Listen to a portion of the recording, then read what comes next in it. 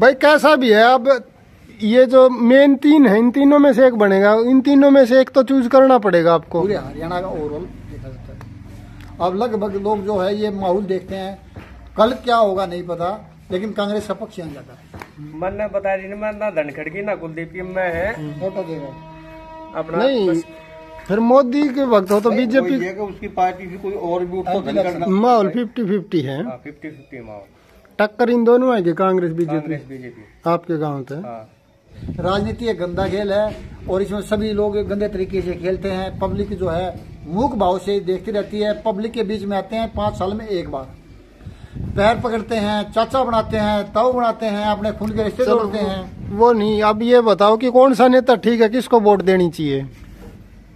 अगर सही ईमानदारी से बताऊं भाई कैसा भी है, अब ये जो मेन तीन है इन तीनों में से एक बनेगा, इन तीनों में से एक तो चूज करना पड़ेगा आपको, जहाँ तक चाहे कितने अच्छे हो कितने खराब हो। मैं अगर अपनी पर्सनली राय दूं तो सीधा सीधा जो दबाव है फिलहाल बीजेपी दबाव में है, कांग्रेस थोड़ा ऊपर है। पूरे हरियाणा का ओवरऑल देखा जाता है। अब लगभग लोग जो है ये माहौल देखते हैं, कल क्या होगा नहीं पता, लेकिन कांग्रेस का पक्ष यहाँ जाता है। अभी आज के अगर आज माहौल के हिसाब से आज इलेक्शन हो जाए तो कौन से एमएलए मतलब जीतता माना जाएगा, किसके सिर पर ताज हो जाएगा? आज मेरी सोच के मुताबिक अगर आज इलेक्शन हो जाता है और कल रिजल्ट आ जाए तो कांग्रेस के पक्ष में बादड़ी की सीट की गारंटी, बादड़ी सीट की गारंटी मेरे हिसाब से। और बाकी तो गलत की चीजें उसको कुछ नहीं कर सकते। हाँ, बाकी अभी 20 दिन के आसपास हैं और माहौल तो पल पल चेंज होता है, हर रोज चेंज होगा। कल ने कोई आप सब मान लो सभा चल रही है, कोई आप सब बोल दिया एमएलए होने वाला 1 मिनट में उल्टा हो जाएगा उसका, बीजेपी की तरफ हो जाएंगे लोग।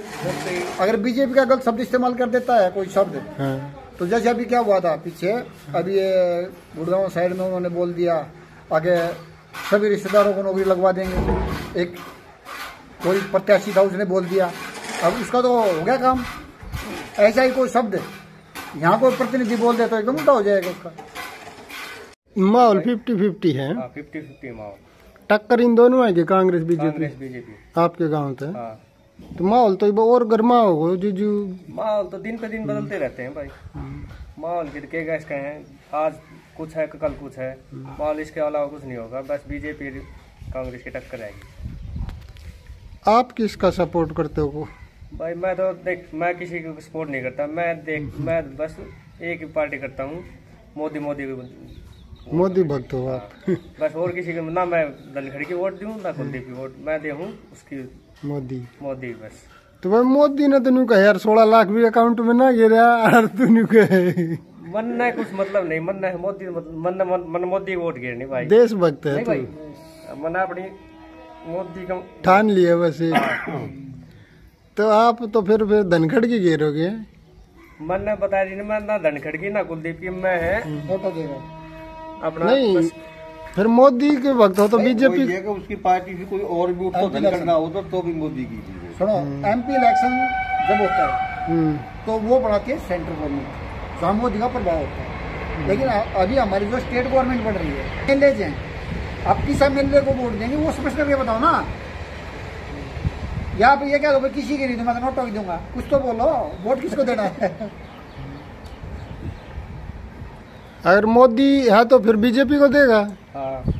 तो धनखड़ आपको मैं एक बात और बता दूं बीच में कि हमारे पास एक थाली है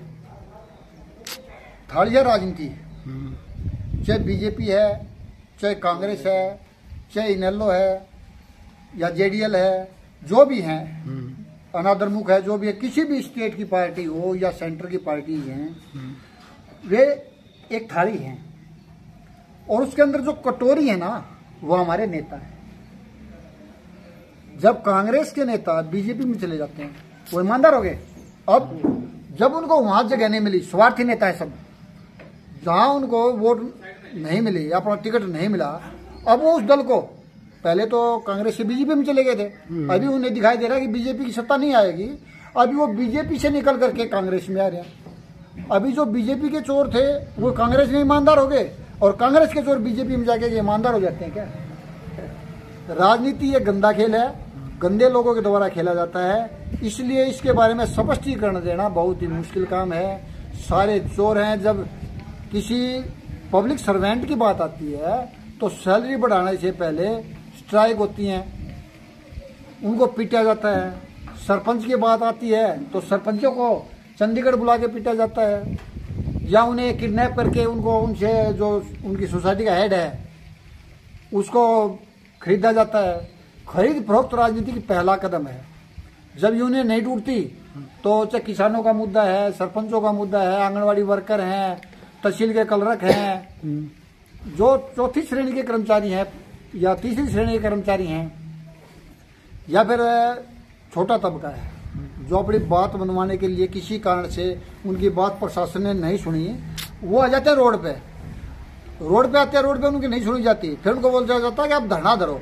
सेक्रेटरी के आगे धरना रखवा दिया या कि किसी ग्राउंड को दे दिया, भाई इस ग्राउंड में आप धरना रखो।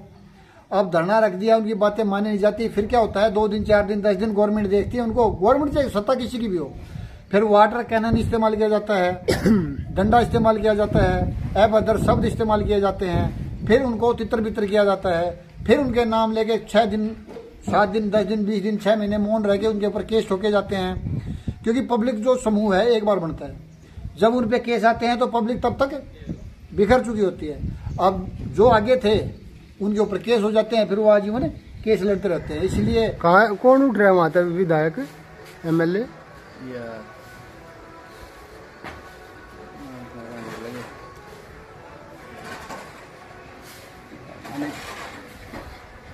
मतलब जो भोले भाले लोग हैं ना गांव के, वो कम ही इंटरेस्ट रखे हैं पॉलिटिक्स में। आप जैसे बहुत कम लोग हैं जो पूरे जागरूक हो हैं और पूरे जड़ तक तय तक उनको पता है। एक आध गांव में पागल हो गया, गिनती मेरी है।